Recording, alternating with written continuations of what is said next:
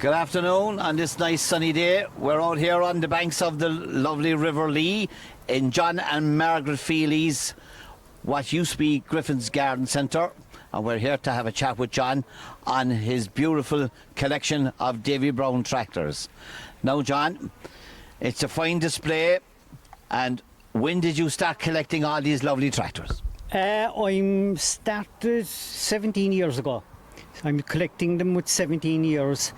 I suppose for the first 2 years I collected maybe 5 tractors, but after a while then I got more interested in them, and my wife gave me a free hand when she discovered my sons were interested in them, and I'm buying away ever since. If a good one comes up, I'll buy it. No, and the steering will vote for that. How many of the tractors have you actually restored from wrecks? I'd say maybe only 2 or 3. A tractor would have to be very special before I take on a restoration, mainly because it's very hard to get anyone to do them, and the cost involved is another factor. We restored a 996 4 years ago that I bought 33 years ago off Teddy Sullivan. It's a tractor I should have never sold, but after about 14 years I got it back, and Christy Ring restored it over a 9-month period, and that's when we restored. And the first tractor that I ever bought, it was in reasonable condition, but it needed a good bit of body work, and Bob Heaton and Bendon restored that. But I'm more interested in buying a tractor that's partially or nearly restored, and you know, of late I'm more interested in original tractors. Yeah, I can see the reason why, because it's very hard to get anyone to do anything today. Body work and all that, I see the same problem myself. Yeah. Now, let's look at this first one here now. This Davy Brown 25D. Was that one of the first ones you purchased? No, I suppose we'd had that maybe about 7 years. It was purchased in a Shannon Steam and Vintage Rally, a 25D. It wouldn't be of the original design of a 25D. The 25D had no scuttle or no side panels, but whoever had it before me must have been interested or kind of interested in crop masters, and he fabricated a fiberglass scuttle and put side panels on it. Like, I wouldn't have no memories of the 25D working. They were really gone before my time, but I like to have it in my collection. Like, it's a part of the David Brown history, and I like it's in reasonably good condition, and I like it. Yeah, I only ever seen one of them working. A neighbour of mine, an elderly man called Mike Cotter, had one when I was going to school, and I think the tractor is still stored away somewhere. But anyway, this tractor came from County Clare. County Clare. So you didn't have to do much to her, and you had to... No. She's as I bought her. She's as you bought her? Yeah, as I bought her, yeah. Yeah. I did a few road runs with it when I got her first, and it's fairly rough driving now. Like, the steering wouldn't be that responsive in it, but I just still like it in my connection because of the history. Yeah, well, she's nice to have. She looks good. She's nice to have, yeah, she's nice to have. But as I say, the 25D, when it came out, it hadn't the scuttle or the side panels, but obviously the men that had it before me must have kind of memories of the crop master, and he must have kind of had it middle of the road. Do you know? Oh yeah, okay. Now the next tractor here now is a 950, and she's 1959. Now Yeah. she's a Cork tractor. Yeah, she's a Cork tractor. Actually, it was bought new by a man down in Brookhill, Glenmoire. He had it for most of his life. I had the tax book for it. Believe it or not, it had only 2 owners from new. That tractor. Two owners from new. 2 owners from new, yeah. It the 950. It's a pre-implematic model, manufactured for about 7 months in 1959. It was between the French Blue tractor and the 950 Implematic. She's got an unusual bonnet. It's got the square flap over the radiator, the radiator cap, and the bonnet as well. You can see Implematic isn't on the bonnet. Yeah, she's a pre-implematic. Yeah, with a very short production period. The hydraulics are very similar to a 25D. There was around 4,000 of them manufactured, from what I know of. But I like it very much. It's an unusual tractor. The fact it was in production for such a short period of time, and at the moment I have a soft spot for that tractor. I just love the sound of the old 4-cylinder David Brown engine. Well, one thing I've noticed about Annie, it has a Cork registration, and back in those days a lot of tractors weren't registered at all. Yeah, well, I suppose it's nice to have something like that was in Cork all its life. You know, the man that bought it first day, obviously, like, he must have been a fairly progressive farmer to be able to buy a new tractor. Like, it's got the period correct decals as well. The black and gold decals were on those tractors. The David Brown, the first of the 950 Implematics actually had the gold and black decals before the Implematic came out. So she's all correct, so? She's period correct. Period correct. And she's on the button. Yeah. Now, the next model now we're looking at is the David Brown 850. 1960, she'd be one of the very first of the 850s. She's January 1960. From my sons to be checking out the serial numbers on them, and we reckon that 'tis about 280 off the production line, that 850. Again, the 4-cylinder engine, a lovely sounding engine. It's, I have a tax book for it as well, and it's spent 50 years with one man working on a stud farm down in Limerick. It had only 2 owners from new, and it still is 47 pounds oil pressure. My goodness! So it wasn't abused. So well, I don't know about being abused, like, but when we got it first, the bonnet was in very poor condition. There was a lot of work done to that tractor, like panel beating it and filling it, and you know, I spent a fortune on it, but like, I like it. She's fitted as well with an original David Brown roll bar, a flat foot roll bar, which makes the tractor kind of, I suppose, more attractive, really, like. So that's an original David Brown roll bar. It's very strong looking. Flat foot, like, they were a flat foot manufacturer. Yeah. I'd say they probably franchised out the manufacture of them. Of the roll bar, like the Flatford. I'm not sure of the history of Flatford, but like I know that was they made them. Like, they were a mighty strong safety frame, and like, I suppose the beauty of it was you could fold them down if you were going into a low roof shed. There was a lot of low roof sheds in those days. There was a lot of low roof sheds in those days. Yeah. Right, we move on out to the 880. Now, this next tractor here now is a David Brown 880, and she's 1961. And John, she came from Wexford, is it? Yeah, she came from Wexford. Yeah. Jim Gregan worked on that tractor, the famous David Brown man from Wexford. An old man had it. He was just using it for doing a bit of rotating and a kind of a kitchen garden. But I suppose it is special significance for me, because I learned to drive on a David Brown 880, and again, I always loved the sound of the engine, but when I was 10 or 11, I buck raked a lot of silage with a David Brown 880, and I was highly impressed by the traction that they had. I remember Ferguson 135s and 35s buck raking silage, and the 880 would destroy it. I remember buck raking the silage with the 880, and in those days it was usually a converted JF dunk spreader, and I remember it being chained out, and you'd back in with a Cavernal and Buckrake with the 880, lift up the lifts, and up she'd go. Up she'd go. Then, if we left out the clutch fast, she had such traction that she'd move the whole load back, you know, and break up the load.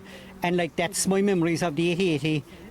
It's the first tractor that I learned to drive in, and I drove a lot of 880s when I was young, back in the day when you could drive without a license or anything else. Yeah, well, you had a lot of traction, no doubt about it. Same engine as the 990. No, totally different engine. They were a 4-cylinder, but the 990 behind me was a 4-cylinder with a cross-flow head. A totally different engine. Even though like I prefer the sound of that 4-cylinder engine to the 990, but they were different. Now, this next tractor now is my favourite tractor because I learned to drive on one of these, a 990 Davy Brown, when I was 9 years of age. The Smiths down the road from me had one of these, and I learned to drive. That's the first thing I ever drove when I was 9 years of age, is a 990 Davy Brown, and I was very impressed with them. So she looks good.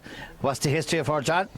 It's good history, actually. It originated in Sweden. It was a part of the famous Ingmar Carlsson's collection. He was a famous David Brown restorer in Sweden.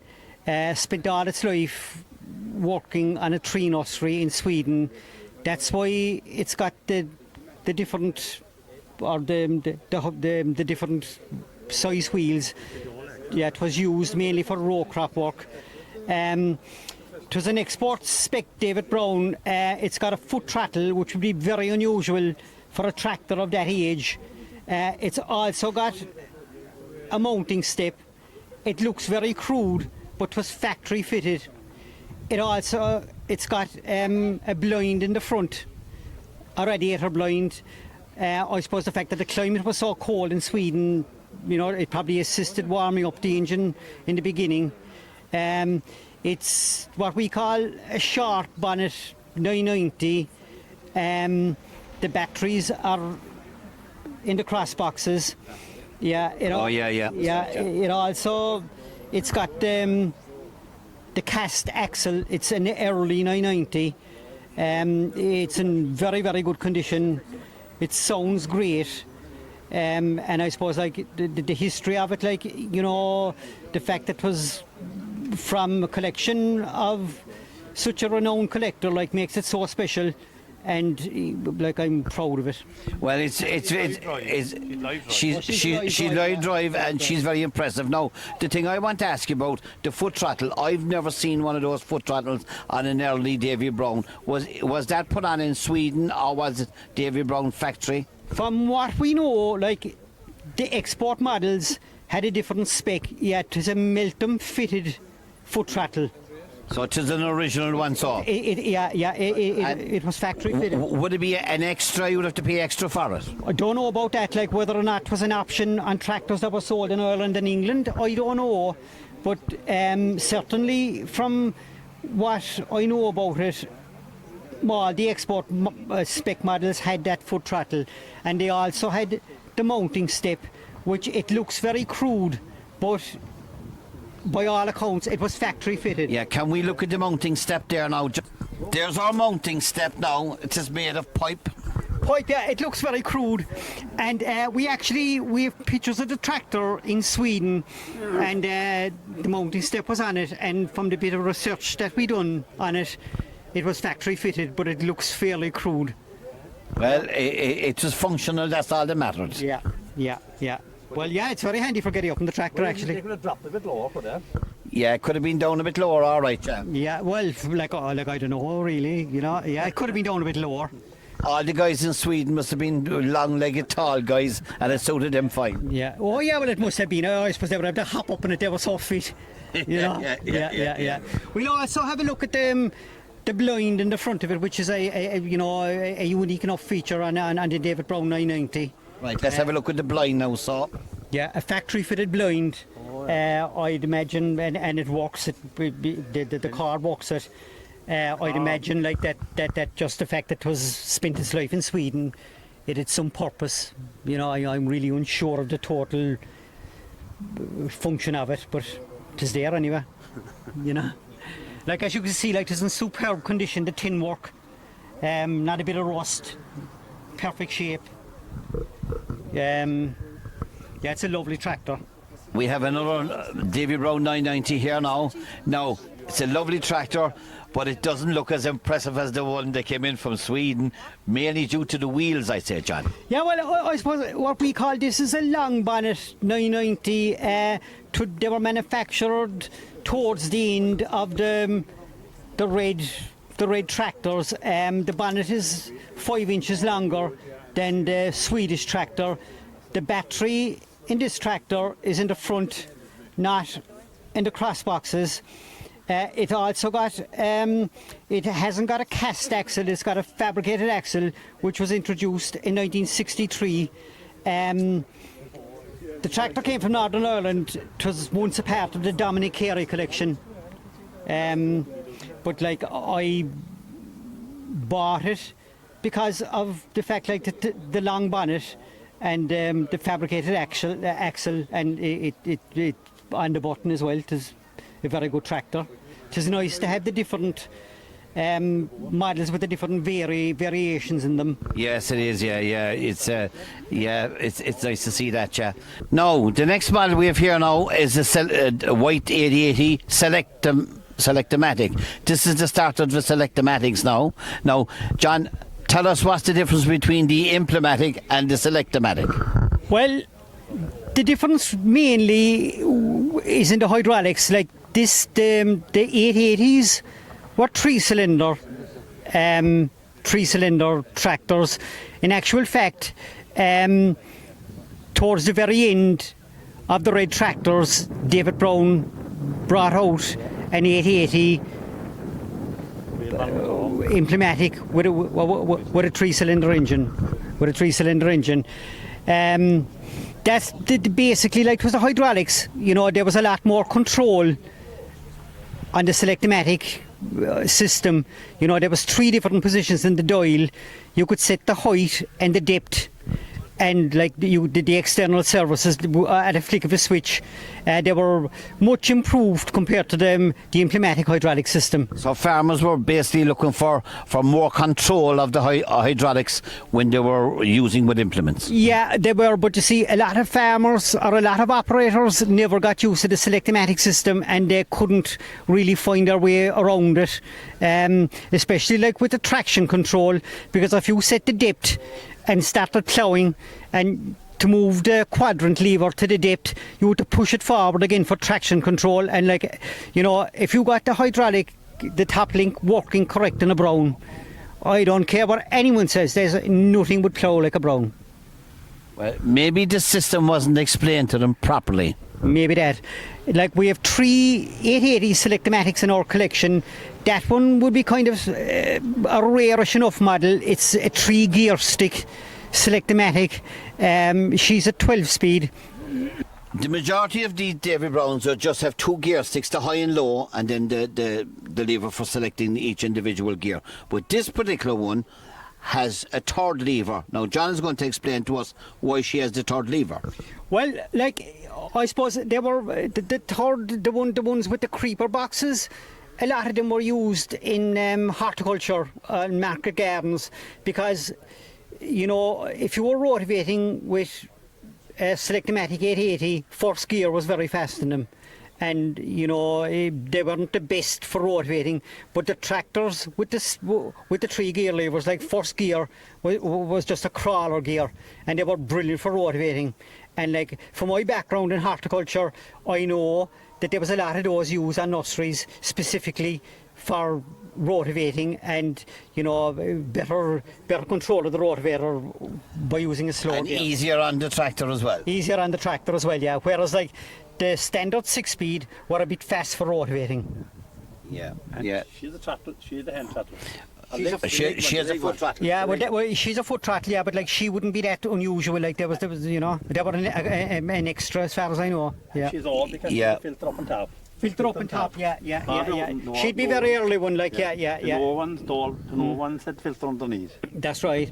But the thing is, like, the filter up on top of the axle, like, was only filtering, was it the bypass oil? Like, it wasn't the complete. Good enough. Yeah. It wasn't filtering all the hydraulic oil in the back end, from what I know. Maybe Christy Ring, if he's still around there, he might. Yeah. Christy, you fill in that one there.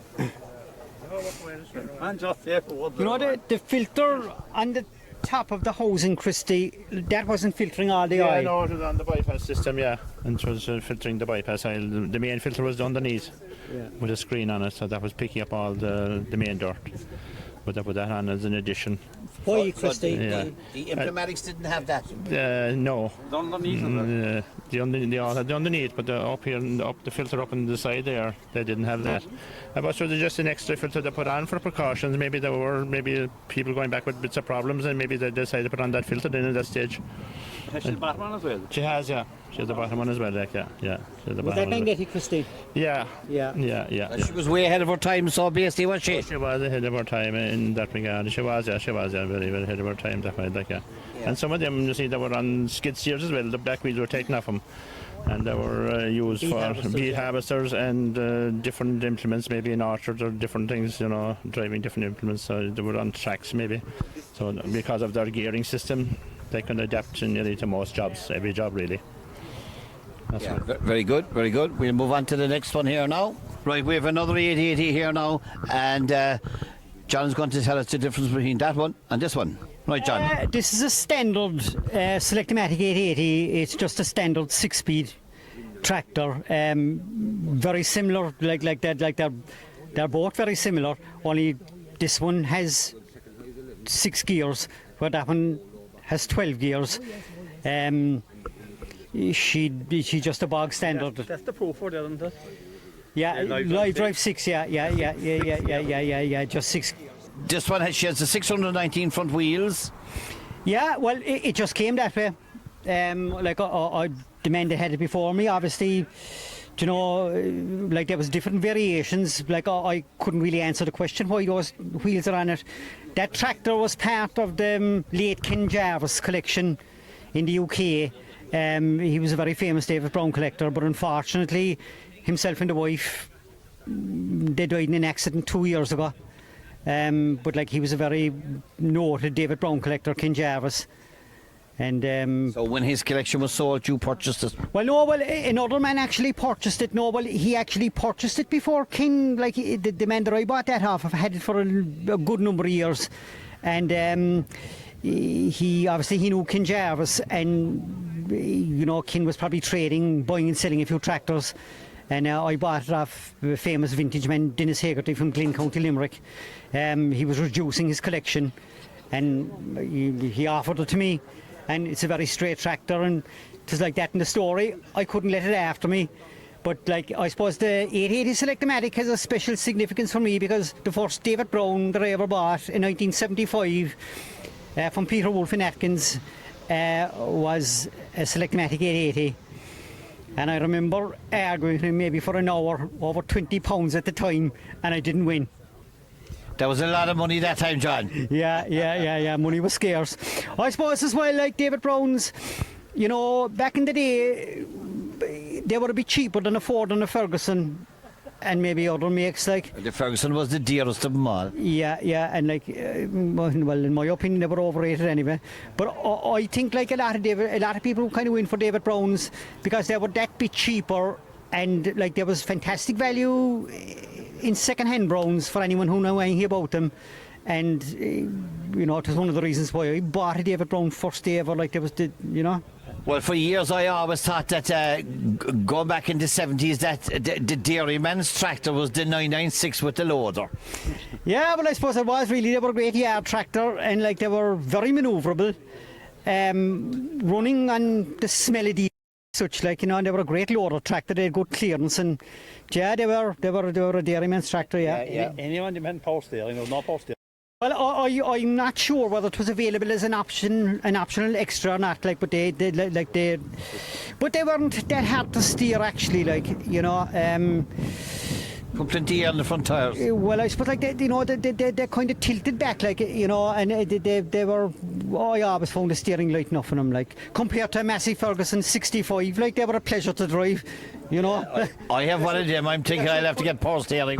Because you couldn't turn them bloody things, like That's what has me so worried. heavy in them, like This one is a 1968, and by the colour of her, she's an industrial model. So now we're going to ask John about her particular. Basically, she has different mud guards. She has indicators on her. Maybe she has different brakes on her. Yeah, it's an 8080 selectomatic industrial variant. We'd be thinking like that she's a very rare tractor. There was an awful lot of 885s and 990 industrial variants around, but I have yet to come across a selectomatic 880 industrial. It was first registered Berkshire. I have a textbook for it. Berkshire County Council were the first purchasers of that tractor, and it was used as a mowing tractor.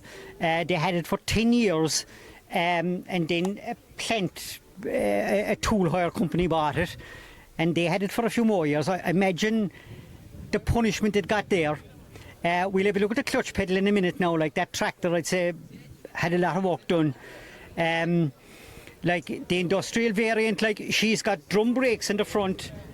All these tractors in this era, they didn't have front brakes. They only had brakes in the back. This tractor's industrial, road use. It has brakes, drum brakes here in the front. Yeah, drum brakes in the front, and I suppose like it's only got a single pedal, where all other agricultural tractors had two pedals, like you could lock either wheel, but the industrial variants had one pedal and a master cylinder. The back brakes are heavier duty as well, John, are they? No, we don't think so. You think the back brakes are the same as the farm? Yeah, as a farm tractor, yeah. Right, okay. Yeah. Right. So Like another thing about this tractor, like the timing pin has survived in it. Like that pin for timing it.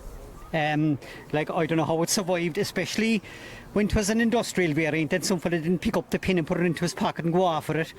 But yeah. If you were timing it, if you did a clutch on it, if you were timing it, you would stick the pin into one of those holes. Well, it was either the spill timing or the clutch, I'm sure. This went up and went in here. That's right, yeah. In there? Yeah, Okay. Yeah. Right, okay. But the mud guards as well, the fact that it's an industrial variant, they came out, as far as we know, they came out with those mud guards. She had the square mud The guards. square mud guards, yeah, from the very beginning. Like the mud guards were heavy duty, and as far as we know, they came out with those mud guards. Also, we'd be fairly sure that the front lights were factory fitted. They look as if they weren't, but we see the indicator lights in the front. You know, we see pictures of other models like 885s and 990s, and they had indicators like that. You know, And we see the roll bar here. She has two extra pieces coming out the back. Was that for some implement that was at the back to stop it coming forward? I don't know. Like I often wondered, but I just don't know why they're like that. I just don't know. Now, as you can see, John is after pointing out here to us that the clutch pedal, it's extremely worn. So whoever was using this tractor and on this council work in the UK, they were doing an extremely lot of clutch work. Yeah. You can see the pedal is extremely worn. Yeah, and I suppose, on some of the selectomatics, they had a safety feature. To start that tractor, you would have to press the clutch to the floor. There's a safety switch here on the side of it. Some of them were fitted with those switches, more of them weren't. But like they were a real safety device. If a youngster sat up in the tractor and if the key was on it, like he wouldn't realise that he had to press the clutch to the floor before it would start. Well, she was way ahead of her time, anyway. That's a modern car feature now. Yeah. It probably is, like, but anyway, some of them had him, and more of them hadn't. Well, she's very impressive looking, really is. That was the yellow. Now, John, this next model here now is the 780 Selectomatic, and she's live drive. Now, give us the rundown on this particular model. It's been all its life working in an apple orchard in Kilkenny. It was probably the smallest of the selectomatic range. It's got a different front axle, kind of a weaker front axle because it was a smaller tractor. A lot of them, they were used on small holdings. A lovely tractor to drive and like whatever, very attractive because of the decals. But I never actually walked a 780 selectomatic, but I just bought it just to have it in the collection. And what horsepower is she? She's only about 34 or 5 horsepower, yeah. And she's very unusual the way she has the injection pump there upright, as we say. Yeah, well, like all the 3-cylinder engines had an upright injection pump. It was just the way that they were, like, you know. The block was designed, and yeah. that's the way they could fit it in. Yeah. But like a very reliable tractor, like the David Brown 3-cylinder engine was renowned for its reliability and I suppose dependability as well. Like they were a great engine, and I suppose like they didn't sound as well as the earlier 4-cylinder ones or the 4-cylinder, the 995s and the 996s and them, but they were a very serviceable engine, and they gave very little trouble. Well, she looks good. She's neat and sweet. That's what. Neat and sweet, yeah. Now we're moving on to the big stuff here now. This is a Davy Brown Selectomatic 1200, and she's 1969, John. So she must be in a very early model of these. Well, she was an early-ish model, like, but I suppose they came out and was at 66. She'd be an early model, but if you notice this tractor, the fact is a later tractor hasn't a hydraulic filter on the bypass. There's no filter up in the top housing in it, just the filter is underneath. Like I purchased that tractor from a man in Northern Ireland by the name of Peter Gormley. He was an accountant. He had an interest in tractors and he was collecting David Browns, but one day he just got fed up with the David Browns and he moved on to John Deere's, and he had about 5 or 6 David Browns in his collection, and that was the last one. And she's a very, very tight tractor, and like it's got a set of front weights as well, which is an added bonus. And the original Davy Brown front weights? Yeah, the original David Brown front weights, yeah. Now, you were saying that she was a later model. I didn't realise that the 1200 came out in 1966. Yeah, they did, like they were around a long time. I suppose they were a huge tractor back in the day, like they were kind of competing with maybe the Pre-Force 5000 as such. They had their problems mainly with the crankshaft braking, but you know, it all depended on how they were driven. You could be working it hard out all day without any problems and bring it into the yard in the evening and leave it tick over and bang, whatever way the balance was in the crankshaft or whether the oil pressure used to drop or not. But you know, I suppose you could say like that they weren't the most reliable tractor that David Brown made, you know. Well, I met people who hated them, John, and I met people who loved them. Yeah, well, I suppose that's the way with all David Browns as such. Like, you either hated them or loved them. Like, the people that had them loved them. But, like, you know, they were a good performing tractor, but, like, you try and tell that to a Massey man or a Ford man, like, and they think, like, that you were talking a load of gibberish. Talking a load of gibberish. I suppose, like, they were different with the hydraulics, and, you know, like, they were a bit different. And, you know, you either, it was a kind of a love-hate relationship with them, really, like. Yeah, that seemed to be the way. Yeah. Now, John, this is another Davy Brown 1200, but it's a 4-wheel drive. And the question I need to ask you is, was this front axle fitted as standard by Davy Brown? She's what we think is a 68 tractor. David Brown didn't offer a 4-wheel drive of their own manufacture until 1970. So that tractor originated in Belgium. A lot of the 1200s that were exported to the continent, dealers converted them to 4-wheel drive, with David Brown making the drop box. That axle, we think there's a lot of history attached to that axle. It's a Celine axle, and the story goes that Celine, after World War II, there was an awful lot of abandoned four-wheel drive vehicles in the North African desert. American GM trucks. Yeah, and Celine bought them all up and kind of converted them or refurbished them. I suppose you could say they refurbished the axles. And So do you reckon this is an original General Motors axle that came off a GM military truck? possible. Yeah, there's a high possibility that it's a World War II axle. Like, it was modified. You can see where there's crude welding done here. So we were unsure really, like, but certainly like 'tis a kind of an unusual tractor.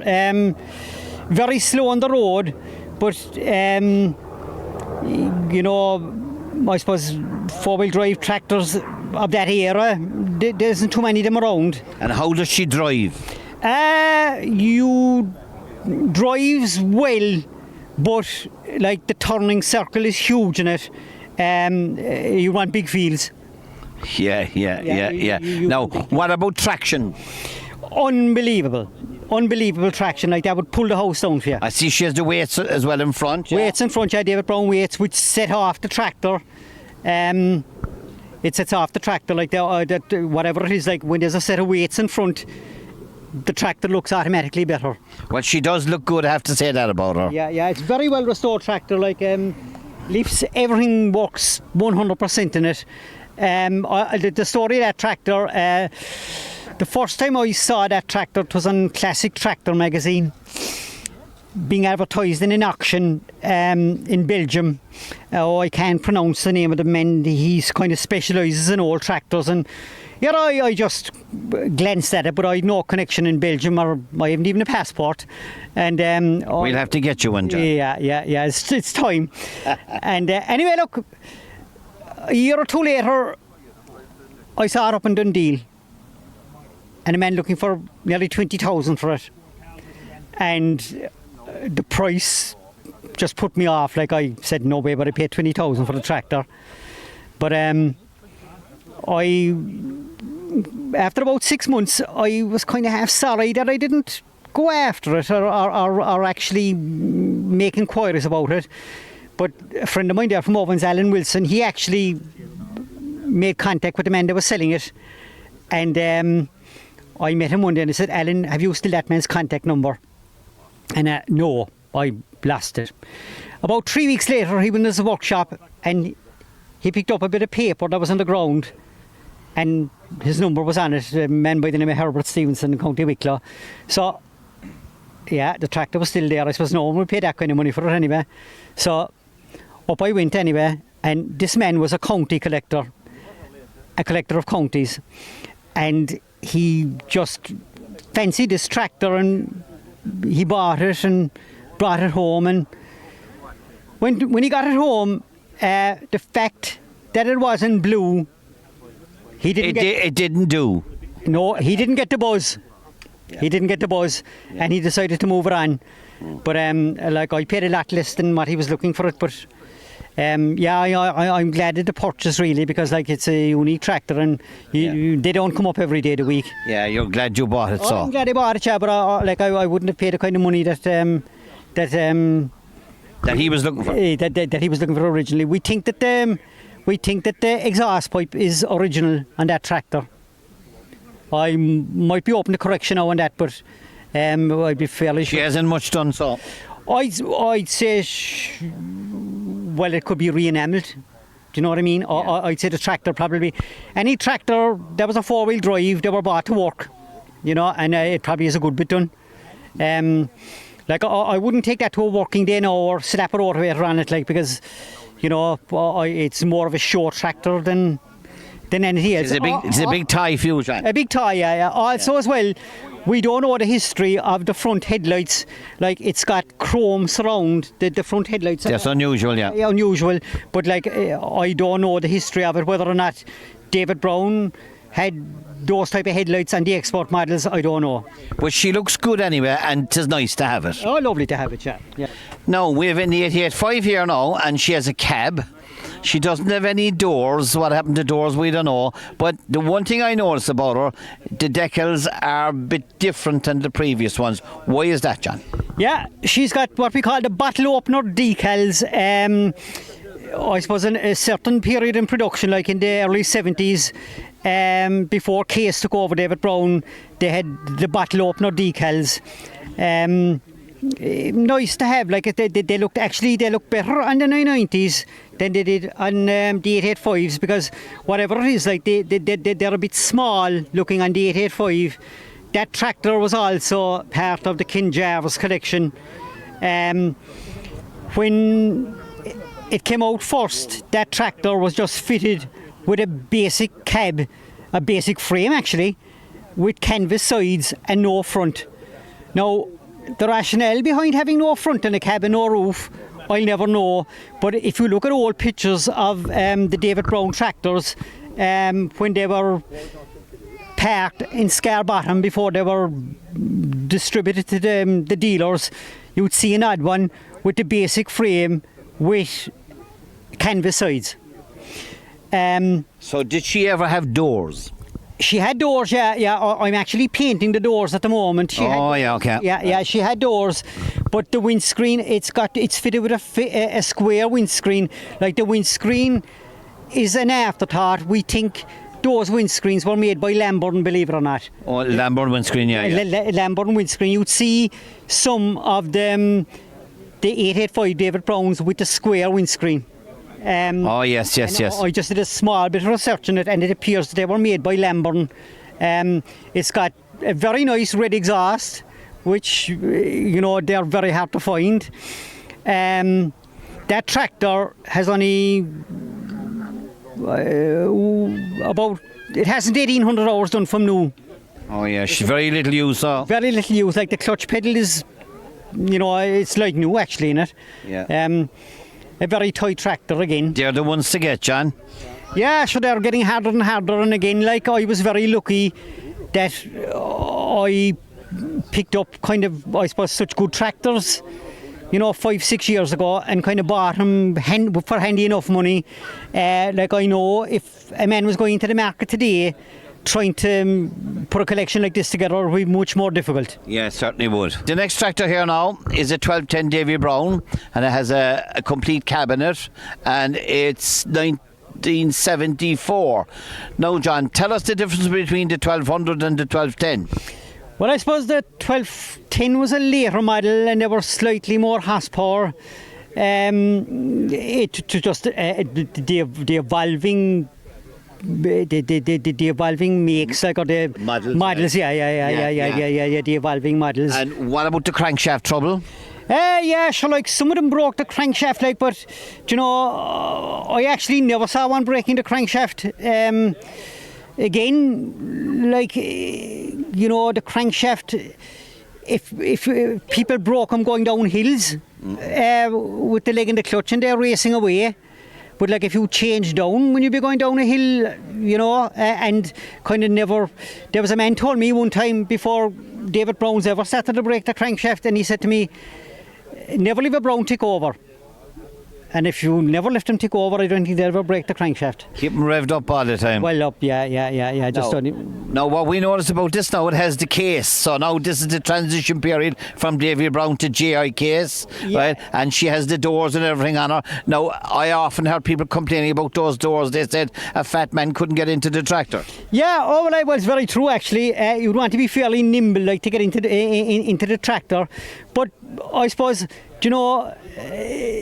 it's a part of the history now that was hard enough to get into the cab, like,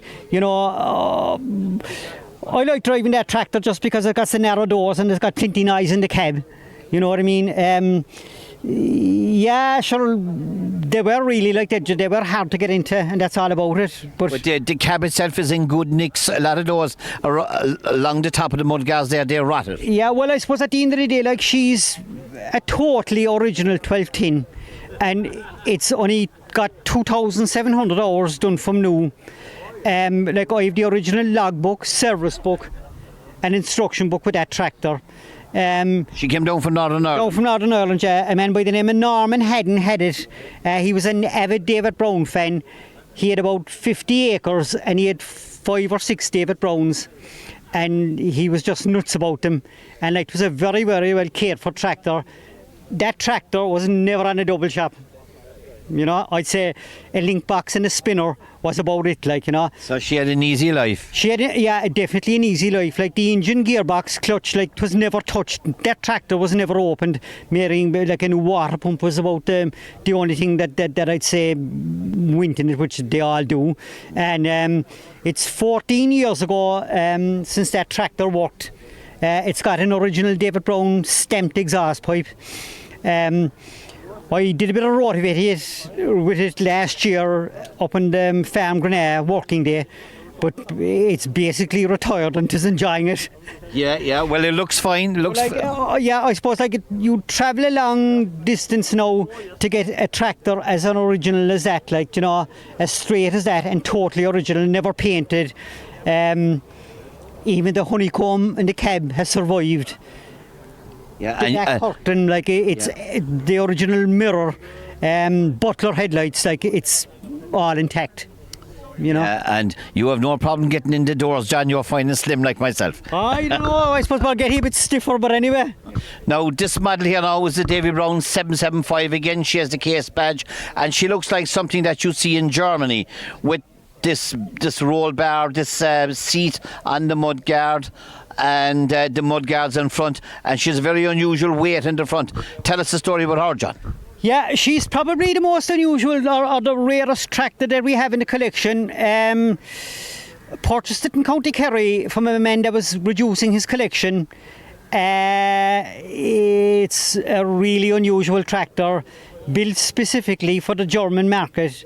It appears around 200 of them were manufactured. It's got an 885 chassis with a 770 engine, an 885 gearbox with a transmission brake, and a 770 back end. Like, it's only got a single speed PTO, and the links are the 770, the light links. It's fitted with the front mudguards as well, which would be common on all tractors that were exported to Germany, and as you say, like, the unique front weight.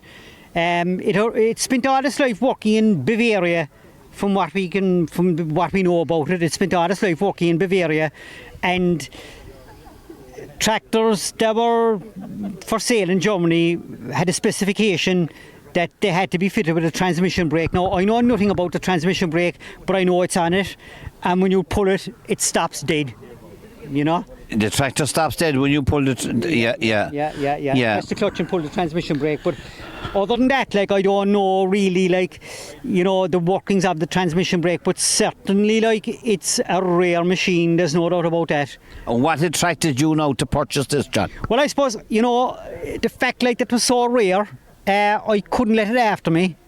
I had it at the Inishannon Steam and Vintage Rally this year, and in all my years going to vintage, I never see a tractor to attract so much attention as that 775.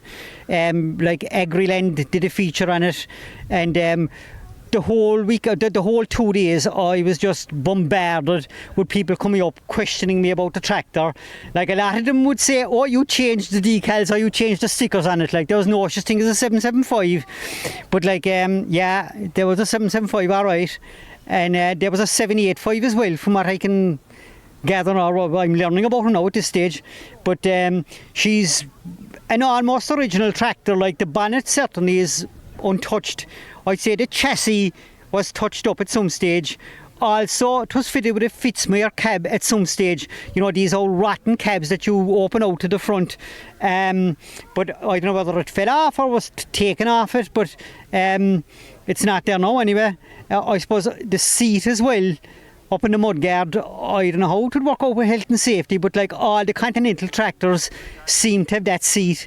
But, yeah, like, that's correct, yeah. Yeah, but, you know, having said that, like, it is a rare machine, and, you know, I'm delighted to have it. You're happy you have it, yeah. Right, the next model we have here now, John, is a Davy Brown 880, and she has, 885, and she has a loader. Now, would this be a local farmer's tractor, or what's the story with it? No, it's an English tractor. Spent all its life working in Yorkshire in England. It's fitted with a David Brown trip loader. It's actually a trip loader. It's not a power loader. Fitted with a David Brown cab, the high cab as well. It was like that in the story. It's also got a David Brown grill in front. It was like that in the story. I had enough 885s, but when I saw that it was so original, again, I couldn't let it after me. You reckon it needed a new home? Yeah, it needed a new home, yeah. I bought it off Christy Ring, and I paid miles so much for it. Jeez, I couldn't deal with the man. Any chance of getting a few bob back, Christy? But anyway, look, it's an extremely tight tractor. Like, you know, fair play to Christy for sourcing it. I don't think another one like it will come up again for a long time. So maybe Christy might like to comment on that, like that, you know, will another one come up? Will another one like come up fairly soon, like, you know? Right, Christy. Right. I don't know what's your financial affairs between the two of you now, but tell us a bit about this tractor now. Yeah, we're looking out for more because he's an inquiry for more. But we find it hard to source him at the moment. But John is first in the list. So where did you purchase this tractor, John? Bought it in England for a dealer, I think, at the time. No, it was a few years back now. I can't rightly place the history of it, but being original, I bought it. You know, I like to buy original stuff, so it is the original you get. When you were buying it, had you me earmarked to buy it? Well, you were in the back of my head, of course.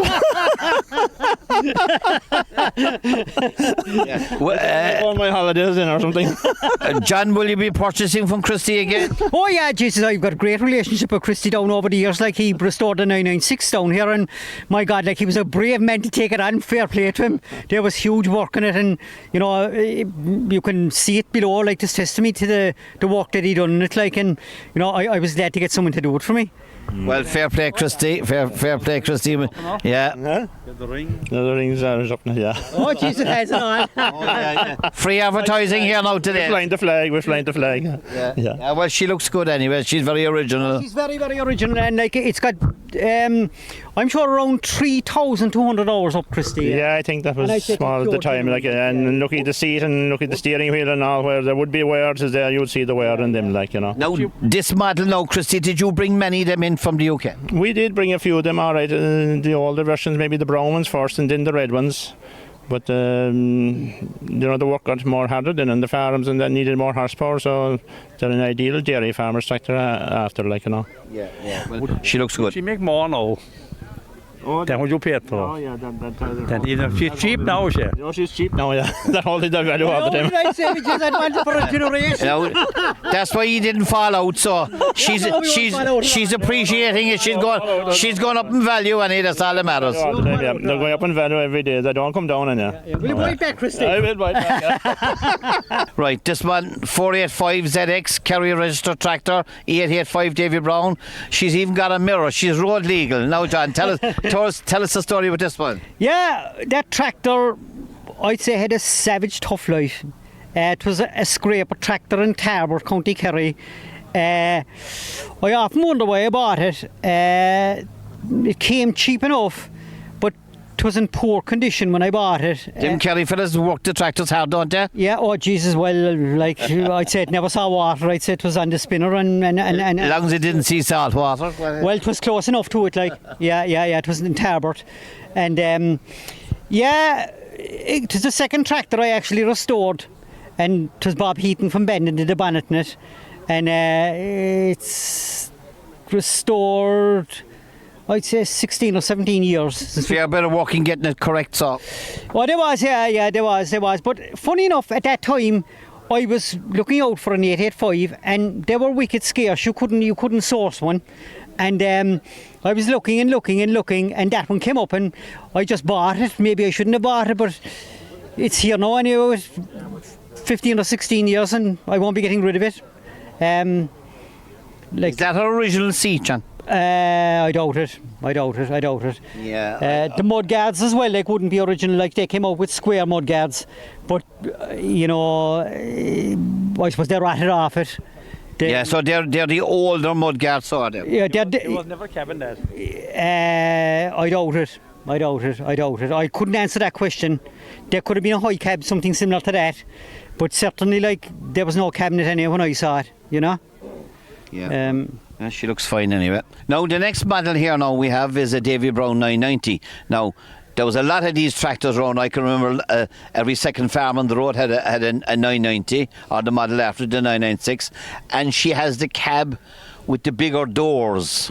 No, in actual fact, it hasn't. Like, it's still, like, they're the narrow type doors. But they're bigger than the other ones, a different shape though. No, she's a Q cab. She's a flat deck cab, like. She's a Q cab. The wider door ones, the pillars were straight, where the indicator is on it, you know? Oh, yeah, Up straight. Like, she's still a narrow door. Like, the 990 in that disguise, like, were rare enough, the flat deck cab ones. Like, I bought that from Christy Ring as well. Christy traded it in with a cracked block, and he put a new block into it. He sourced the block and sleeved it. Murphy's did up the engine, and she's a very tight tractor. Originated in Northern Ireland originally. Like, I don't know much about the history of it. Like, the front grille, the grill guard really sets it off. Is that a Davy Brown grill guard? No, it's a Davy Brown grill guard, yeah. Yeah, it looks fairly... you wouldn't run into walls with it. Like, it looks heavy duty. Yeah. Heavy duty, yeah. Big, strong grill guard. Maybe Christy might, if he's around there, maybe he might know. Yeah, Christy knows an awful lot about that tractor.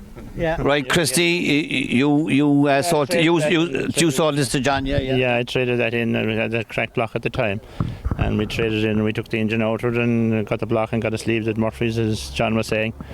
And we continued on with the job then and got it restored and painted, and John ended up buying it then. Was the cracked block due to frost, or was it something else? More than likely frost, I suppose. You know, they have a kind of a lightish block anyway, like, so, you know, a little bit of frost would crack them, but more than likely 90% of the time it would be frost that would crack them, yeah. Yeah, but she didn't have a whole pile of work done prior to that. No, she's quite tight otherwise, you know, the linkage and the steering and everything was very tight in it. Yeah.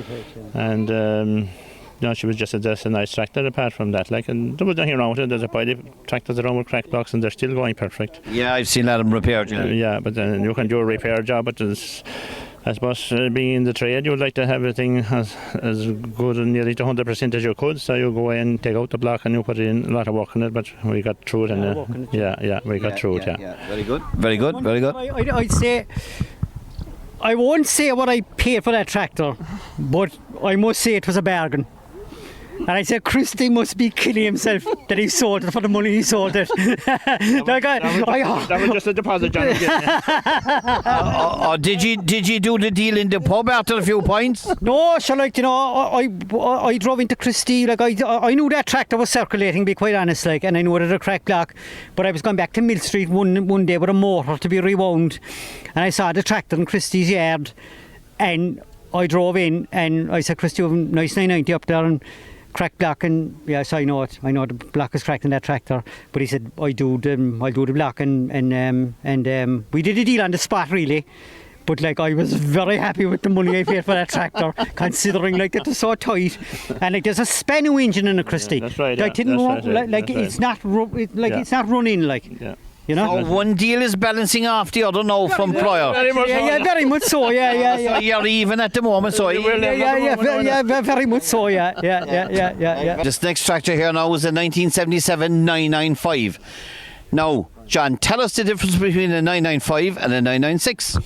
Well, the 995, I suppose the 996 had a few more horsepower, but basically, like, the difference is the 996 had a hand clutch, and the 995 hadn't a hand clutch. Is that the main difference? Well, yeah, that'd be the main difference, bearing maybe a few horsepower more. On the 996, maybe they might have been bored out slightly more. Like, but the main difference for me is the hand clutch. And would it be a difference in price purchasing from new? I don't know that. I couldn't comment on that. Like, but that tractor has a special significance for me. Bought in 2006. It's the first tractor we restored.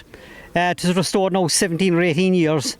And I can still remember doing a few road runs with it with my son John, and he was so small at the time, he was able to sit up here at the back. On the mud guard. On the mud guard, and you'd hardly see the size of him. Very good. But it's got very good memories for me, that 995.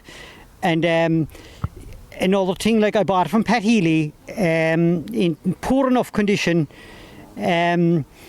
And another thing that I like about it, like, it's spent all its life, most of its life, working in Neill and Eason's in Aherla, in the tree nursery.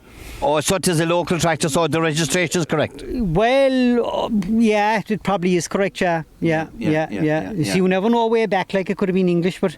Yeah. Like, it was a near, like, the tractor was near us all our life, all its life. It was restored by Bob Heaton in Bendon. He's no longer operating. The cab was in very poor condition and needed a huge amount of restoration, but like the fact the back of it was intact was a big plus. Like, there was pieces cut out where they all rust under the window, like from the moisture being trapped in the rubbers. It was very rusty there, so there was pieces cut out of it, and the back of it as well. There was an awful lot of money spent in it. The head was reconditioned and we put a new clutch in it, but the bottom part of the engine was never touched. It never got rings or crankshaft or anything like that. But I suppose the fact, like, that was so well painted, like, and when we restored that tractor first, I was very busy, and like, it got kind of, I suppose it wasn't treated like the way it should. It might have been just left out a lot of the time and driven into a house, and but like, I just can't believe, like, that the paintwork is so good after all the years. It was really well done. 17 years, is it, John? Yeah, 17 years, yeah. Yeah, it still looks fine after, It goes to show you, like, that if they're done correctly, they will last. And keep them in out of the weather. Keep them in out of the weather, yeah. I'd say it's probably on its maybe second set of tyres, maybe. Yeah. Very good. It's excellent. Now, John, we have a 1210 Davy Brown here now, and the first thing we notice about this, her set of weights in front. Are they original Davy Brown weights? Yeah. And the carrier frame? Yeah, they're original David Brown weights. It really sets off the tractor, the weights. That's a recent purchase. Again, it's a Continental tractor, but I'm so addicted that when I went to buy the 775, instead of one coming home, two came home. That's a bad disease, John. Very bad disease, and I wonder, is there any cure for it? No, I say at this stage, no. I say you're uncurable now. Uncurable, yeah, but it's a very... The bonnet was restored or repainted at some stage, but the cab again, like, was one of the main reasons that it, one of the reasons anyway that I bought that tractor. Like, the cab is in immaculate condition and it's completely intact with the back windows. Like, most of them, the back windows either were torn out or there was things went through them, or but like that, and the mirror, the cab is totally intact. The chassis is original, and like, I won't be doing anything with the chassis. Like, I think it looks very well the way it is. I don't know too much about the history of it, but it's a diseased tractor for me. Like, as I say, I went to buy one and two came home. Like, would anybody here have any? I know how that can happen. It's a bad disease. I have it myself. Yourself, yeah. There's a no cure. Yeah. She came from Kerry as well. Oh, Yeah. Now, are they the original wheels on her? I doubt it. I really don't know. They seem to be slightly wider wheels, are they? Yeah, and the back as well, like the rims on the back, like, I don't know the history of them really, like, they're different rims. Yeah. But you see, a lot of the Continental tractors, like, they were working on, they could be working on different kind of farming. It could be working on vines or something. Yeah, like that, it could be vineyards or fruit farms or whatever. Yeah, like that tractor might be fitted with row crop wheels all its life. Yeah, You I just could have don't had know, you. Yeah. You know. Well, she looks fine anyway. This is a 996, and the first thing I noticed about it, the cab is different to the other ones. What's the difference in the cab between these and the other? Yeah, well, I suppose those cabs were manufactured by that tractor is fitted with a Secura cab, a luxury cab back in the day. A lot of the tractors that were exported to the continent and sold in the UK had those type cabs. I suppose like a lot of the tractors in the UK, like they were on estates, you know, there might be 5 or 6 tractors and drivers like driving them like to be their job, they'd be doing it else, only driving the tractor day and night. And I suppose, you know, they'd be spending long days in the cabin, you know, the owners had plenty of money, and like those cabs were around 300 or 400 pounds dearer back in the day than the David Brown cab. And I'd say a lot of farmers, you know, they weren't prepared to go the extra mile or put a cab like that in it. Would you prefer that cab than the other one? Oh yeah, that's a fabulous cab. Is it quieter than the other one? It's quieter, yeah, and like you have fantastic visibility out of the cab, like the windows are big, and you know, it's a spacious cab, and it's got a heater and an air blower, like, so like if you're working of a scorching hot day in a cab like that, you would have a better chance of surviving the day than you would in a David Brown cab. They were all so much quieter. I suppose like back in the day they were a Rolls Royce cab. Yeah, well, cab made by Securica or Securica. It's very impressive, and there's great vision out of it. Great vision out of it, yeah, great vision out of it, and like it's got like the glass is slightly tinted as well, which, like, you know, makes it, I suppose, you know, it makes it more comfortable, and you know, it probably wouldn't get as There's such a glare off it. such a glare, yeah, such a glare. Where does this tractor come from, John? Yeah, I bought that tractor from Teddy Sullivan. In Ovens. In Ovens, yeah, 33 years ago. My God, you have it a long time. Yeah, I haven't it a long time. I bought it off Teddy Sullivan 33 years ago. Well, around 33 years ago now in Ovens. And we had it for about 12 years, like, you know, on the North Street to be driving the generator or moving trolleys around. Like we had a specialist transporter on the back of it for moving the plants on trolleys. But anyway, so it was a working tractor here in the garden centre. Working tractor here in the garden centre, yeah, for about 12 years, and I loved it. But anyway, I don't know, we must have made a few bob anyway one of the years, and I bought a Spenu tractor. Your accountant gave you permission to buy it. Yeah, we bought a Spenu McCormick tractor inside Neckins, and there was a fellow working with me at the time, and his father was looking for a tractor, and he convinced me to sell it. Now, the man only lives up the road a mile, but was only gone an hour when I knew I was after making the biggest boob ever, you know. I knew I was after making a mistake, like, you know. And I remember the tractor deteriorating. It was in superb original condition when I had it. And I remember the tractor deteriorating like no fault to the man that bought it. Like he just bought it for the spinner and the scraper. That's something I don't like to see either. Yeah, but I can see the tractor driving up and down the road almost every day. Getting worse by the day. Getting worse by the day, yeah. Getting worse by the day. And my God, it was breaking my heart. And I met him at a wedding, and You bought him a few strong whiskies. Did you? He knew I was very sorry for selling it, like, and I'd say he had pity on me. Oh, God. Anyway, look, I said, look, if you're ever selling the tractor, I'll buy it back off you. So the day came anyway where he decided to sell the tractor, and like that in the story, he thought it was worth a lot more than what it was. Oh, my God, yeah. Yeah. But well, look, we did a deal eventually anyway. I brought it home. And did you have to completely restore it? Well, I sent a few pictures to Christy Ring, and I'd say that I got a heart attack. But fair play to him, like, I must say he took on the restoration of it. And like, he might say a few words, and actually, like, there was a huge amount of work went into that tractor. 1 second now, Christy. Right, Christy, tell us about this restoration. Yes, when I see it first, I said, no way. Did you cry? I cried. I didn't sleep a bit. But it was, I said, will we or won't we? And I said, look, here goes. I said, we'll take it on. And so I said, on one condition, that you must give me my time and I'll do it to perfection. Was there much mechanical work involved? Not so much mechanical, maybe the normal brakes and lift, maybe. Yes, John. Yes, I know. Whether you maybe know more about the mechanical side, what we did at the time. But I said we'll take it on, provided we get our time to it, and we can do it, and we'll do it properly for you. So. Yeah, he said John agreed, but that he said no problem with time and money was no object.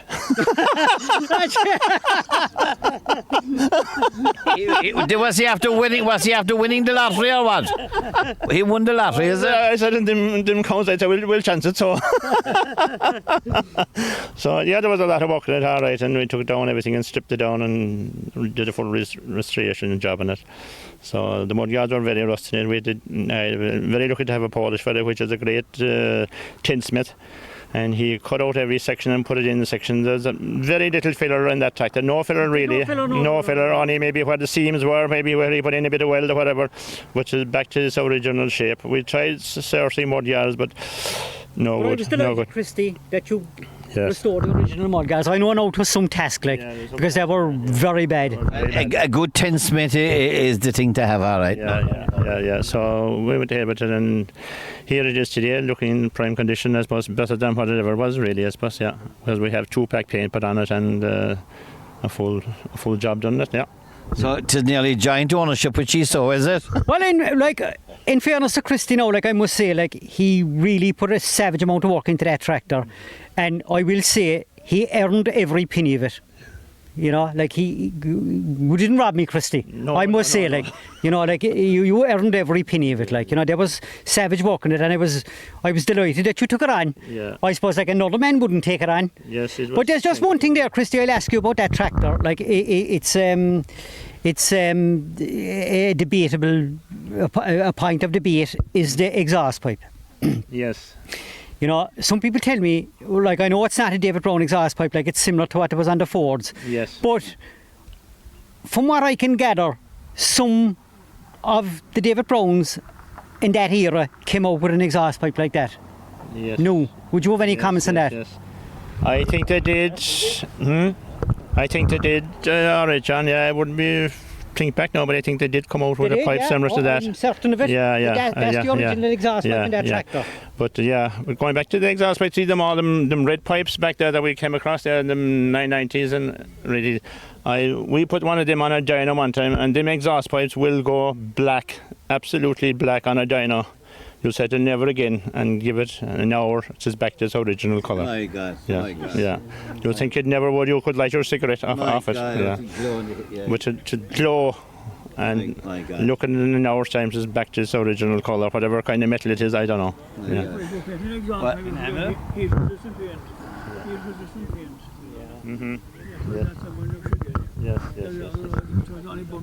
But Christy, you can't get the enamel exhaust pipes they're like hen's teeth now at the moment. You just can't get the enamel anymore. There was some factory in India doing them, but the process is meant to be highly toxic and carcinogenic, and I don't think they can be got, the enamel exhaust pipe. The 996 we have, yeah, it's his registered. Yeah, she's registered. Yeah. Anyway, she's very impressive looking. Between the two of you, she's very impressive looking. The next tractor we have here now is a Davy Brown 996, and she has similar cab to the previous one. Tell us the history of this, John. This is another tractor where I suppose I sinned again. I couldn't let it after me. You'll never get to heaven, John. Where, I will confess maybe, but anyway. That tractor, I bought it off Bennett's 2 years ago. In Cork Sherry. In Cork Sherry, yeah. It's a Dutch import. I don't know what took me down there, but anyway, it was a friend of mine, Sean Callan, actually, he was looking at a tractor. looking to buy a tractor. He worked for me years ago, and like that in the story, he had an interest in Browns, and there was a 995 down there that he was interested in buying. He eventually bought it anyway, but this 996 was there anyway, and it's a totally original 996 with Yeah, I was just about to ask you that. It looks in original condition, yeah. with 2,700 hours up on it. Came in from Holland. Came in from Holland, yeah. Again, the condition of the cab was one of the main reasons why I bought that tractor. Like, the cab is in immaculate original condition. Like, if you open the doors, you can even smell the new out of it. Yeah, was there any small hours in it, John? It's 2,700 around. Oh, sure, that's very little. Yeah. It's got very little hours. But, like, that's the main reason why I bought. I know I had a 996 before, or a couple of them, but, you know, the fact was so good in original condition, and the cab was so good. That's why I bought it. What year is she, John? She'd be 77 or 78. She'd be kind of one of the last ones, like, you know. She's very impressive for you consider her years, and that she's never been painted or restored. She's very impressive in original condition, you know. Yeah, well, I suppose as well, a feature of that tractor is the headlights. Like the Continental spec headlights. They're on the outside, yeah. Well, no, like the Butler, look at the size of them. Oh, yeah. Yeah, they're a fatter, they're a different kind of a light, like them. Different shape. A different shape to them. Are they Fehilly or something like that? Are they? No, they're Butler. They're Butler, yeah. as well, yeah. And like they're original Butler lights. You know, I don't know what the reasoning behind it is, but all the tractors that were exported to the continent had those type of Butler headlights. I've never seen them before. Yeah, but funny enough, a lot of the David Brown promotional literature had those headlights were on the tractors and the promotional literature. Is that so? But they weren't fitted to tractors that we got here. I don't think so. No. Did you ever see one, Christy, fitted with those? Yeah. No. Yeah. No. Yeah. No, she's in very good condition, all right. Yeah, and it's got the original seat and the whole lot. Like, it's originality, and like, of late, like, I'm inclined to go for original tractors, you know? Well, basically, you couldn't leave it behind you. Does it? Yeah, I suppose another feature of the tractor, like, would be the block heater. Block heaters, the fact, like, that the winters were so cold on the continent, they used to plug them in at night. There's a heater element. The frost plug was probably taken out, and it's a small little element, something similar to that would be in an electric kettle, and they used to plug them in at night, and then in the morning, like, well, along with them stopping from freezing over, the tractors were very easy to start because the block was warm all the time, and people would tell me as well the fact that the oil was always warm. There was a way less wear, and they lasted a lot longer. You know, when they're starting up, there was no wear. Yeah, the first 5 minutes in the morning is the crucial time, isn't it? Yeah, and the fact that, like, she's a later one because she's a spin-on filter. You know. Oh, yeah, she's later model, yeah. Yeah, she'd be kind of towards the very end. We think anyway. Yeah, well, she's in great nick for her the fact that she's in original condition. In original condition. She's got power steering as well. Lovely tractor to drive. And like, you're up high and, you know, you can see around you, and, you know. It was a good trip to Cork, Mac, sure you saw, John. Well, like, I don't know whether it was good or bad, like, you know. Yeah, sure, you know, like, I like yourself, you know, what it's like to have the disease, like, you know. So the collection got bigger and the checkbook got thinner. Well, we have another David Brown 996 here now, but this one is a four-wheel drive. Now, so John's going to tell us, was this an original four-wheel drive, or was it factory fitted, or was it fitted by some other company afterwards? David Brown, during their production life, they used 4 different types of axles. They started off with the Celine, maybe with the dealer conversions. Then they started using Kramer front axles. Then they were using Carrero front axles. And then they manufactured, well, I'm not sure now in what sequence, whether or not, but like, they manufactured their own axle then. Like, that's a David Brown. So that's a David Brown axle. A David Brown axle, yeah. We just bought that tractor, like, it's a 996, but like, there's a few different bits and pieces in it. But like, it was bought mainly because of the four-wheel drive. Like You needed it here on for work. Like. well, yeah, well, it's on the chipper, like, and we'd have a lot of old work to do there over the winter, you know, down round the bank there and slimming trees and that, like, and it is handy to have the 4-wheel drive. Has she good traction? Oh, Jesus, she had to climb a mountain for you. Yeah. Yeah, she looks good actually. She has a Cork registration, W. Well, I don't know what about that plate, like. Yeah. What about the lamps, the original lamps? I wouldn't think so, no. No. Some fella stuck them on it, like. Yeah. So where did you purchase this tractor? Would you say bought it off some fella down round Bentry direction? So it came from West Cork. West Cork, yeah. But I don't know the history of it at all as such, like. It probably came in from the UK second hand. The main reason why I bought it was because of the axle, like. You know? Yeah. You needed a 4-wheel drive in. Well, I don't know whether I need it or not, but it's there now anyway. Yeah. Part of the disease is right. Yeah. This particular Davy Brown, I don't know what it is. You'll have to tell us what it is. Yeah, well, I suppose, like, you know, as they moved on, like the design of them changed, and she's a 3090. Same engine, 12 pump, 12. She'd have the same engine like as the 996, isn't it, Christy? 996, yeah. Oh, she's the same engine. 4090 like would be something similar to the. Yeah. She's the same engine as a 996, only she's new 10 work. Oh, I suppose you know they were trying to, basically like it's the same engine and gearbox, like the same kind of layout, but they were trying to change the kind of look of the tractor to see could they sell more of them. I'd imagine like that anyway. You know what I mean? This 10 work would have been probably designed in America at the time. No, believe it or not. It was UK design. That tin work was designed in Milton. Yeah. And like the first of the Maxims, the case, the linear, the first design on those tractors, they were designed in Milton, the lineage. Yeah. But that tractor, I bought that. I'd say we have it. 2010. We bought that tractor. How many years ago was that? 14 years. 14 years. Yeah. It was bought off a landscaper in Kerry. Bought off a landscaper in Kerry. When the work dried up after the crash, he had a couple of tractors and he decided to sell them off. So I bought that. Didn't pay too much for it, no, to be quite honest. I'd say it was around 4,000 at the time. Like, it was a bargain. It certainly was a bargain. Yeah. We used it in, like, it was on the topper there, cutting the lawn and maybe doing a few other jobs. Yeah. But anyway, the clutch went in it, or we thought the clutch went in it after maybe it might be 7 or 8 years.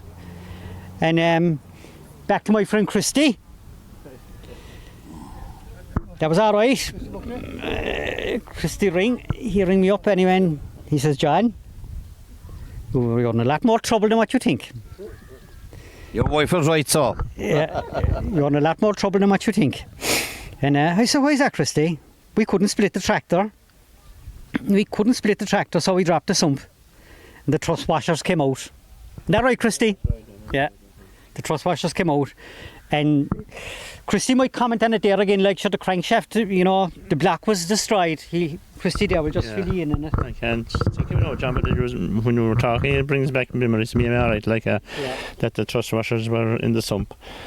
That could normally happen, maybe from the clutch being out of adjustment for a long time, the truss forward, like, and maybe oil not changed, maybe over a long time period of time, but more than likely that the truss was forward and maybe a bit of pressure on the washer, and they have come down then, like, yeah. But I don't know, what do we do then, John? Do we? Like I said to Christy anyway, I won't scrap it because the cab was very good. Yeah. I said I won't scrap it. And Christy said, you have blocks everywhere, Christy. Just they're stuck by, you're pulling them out of the scrub every day of the week.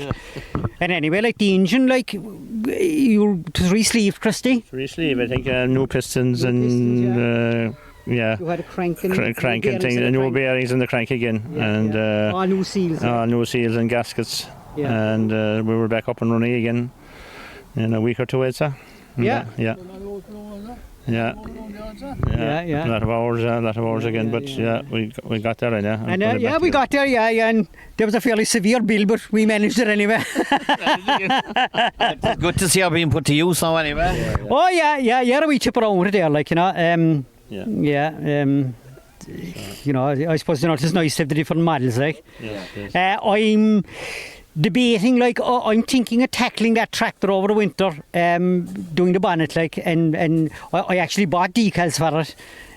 Whether or not I will tackle it or not remains to be seen, like, but the bonnet, there's a bit of small bit of rust showing in the bonnet, like, but the bonnet is totally sound. It's all sound, Christy, that tractor, like. Sound, Yeah. Looks okay. This is the last tractor here now, and it says International Case Commemorative Edition. No, but it's a similar model to the previous one, isn't it, John? Well, no, there's a good few differences in it, really. No, I will emphasise it's not a genuine commemorative edition. The genuine ones had a David Brown badge on the front. Before I bought that tractor off you, Christy. Yeah. I did, yeah.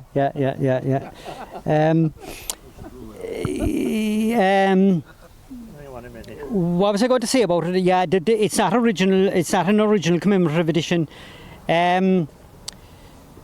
It's these 3094s had a turbocharger in the engine. You know, I suppose like they were kind of going for a bit more horsepower. And what horsepower is she, John? She's 67, is it, Christy? Is it 72 or 3? Yeah, with the turbo, yeah.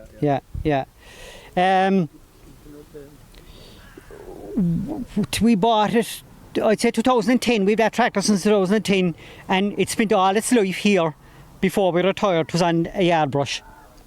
You know, it was brushing the yard.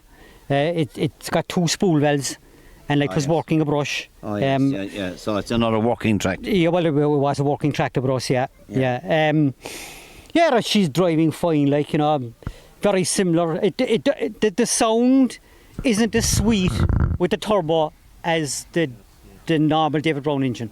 Yeah, that's right. You know, like, it's not as sweet, but... They changed the colour in 70... They stopped making them in 78.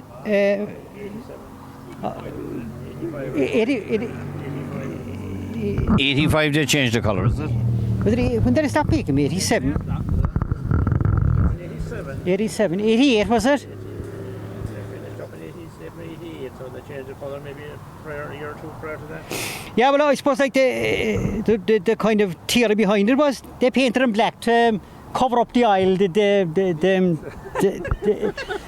You wouldn't see them leaking as much, like. But I don't know, really, like they said they weren't as... International colours, really, is what they meant. Yeah. Well, I suppose it was a decision of case, really. Yeah. You see, The Magpie they had, was the Magpie?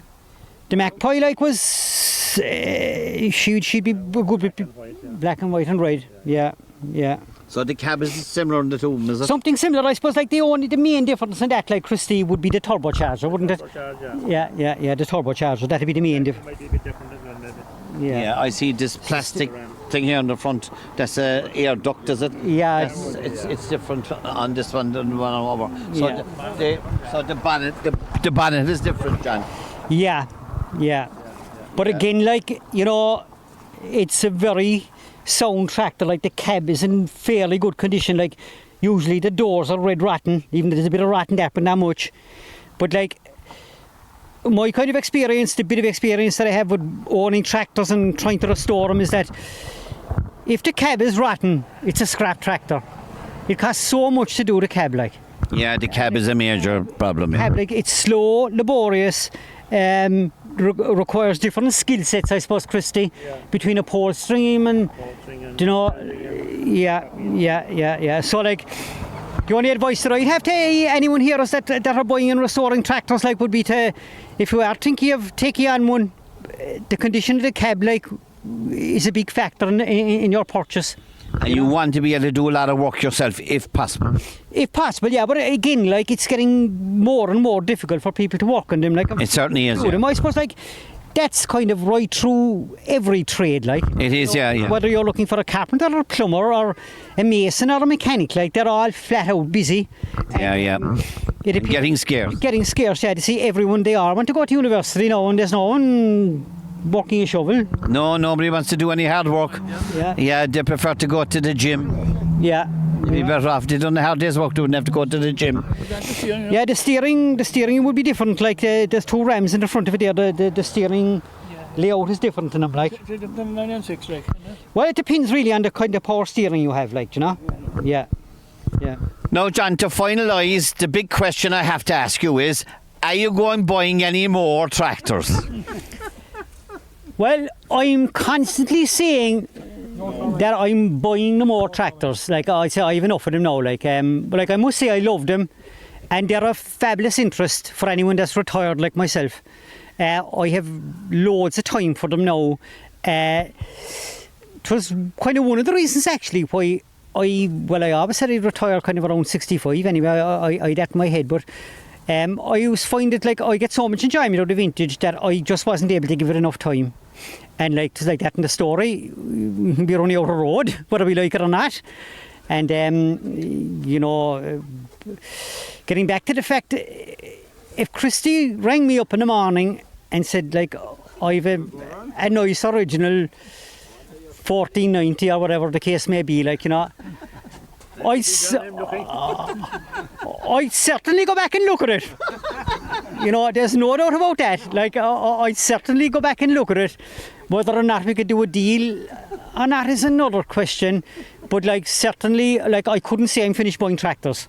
Now, what does Margaret think now? Like, would she allow you buy another one or two, or would there be divorce proceedings? No, definitely not. I'll be quite honest with you. You know, in the beginning, she was wondering, was I going to off my head or not? Which, like, I suppose she was quite entitled to. But, yeah, we have two sons, and they had zero interest in the business. Their two of them are both academics. But funny enough, they have an interest in the tractors. That's good. And once they became interested in the tractors, I have a free hand.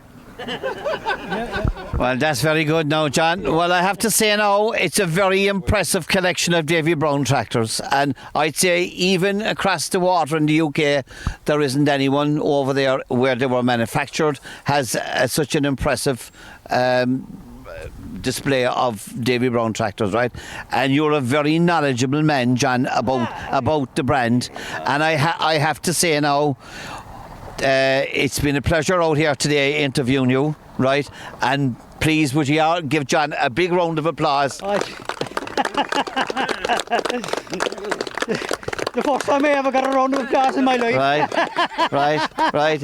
It's a very impressive... Maybe I might get used to this. You might. It's a very impressive display. This is a lovely place here by the River Lee, and lovely setting. And we got a nice day. We got a few showers this morning.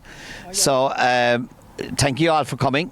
I gave John a bit of a turn out the other. Sometime ago back in the IVA magazine, Christmas magazine, I titled it, was it Day... Yeah, we did a feature on the 12th. A feature on all the tractors there, you know. And we went through 23 of them there one Sunday, and I titled it David Brown Mania by the banks of the Lee. That's very good, David Brown Mania. Banks. So that was done in the December magazine of the IVA. Very good. Okay. Very good. Very good. We'll have to look out for that. I don't have that. Yeah. Well, thank you all for coming.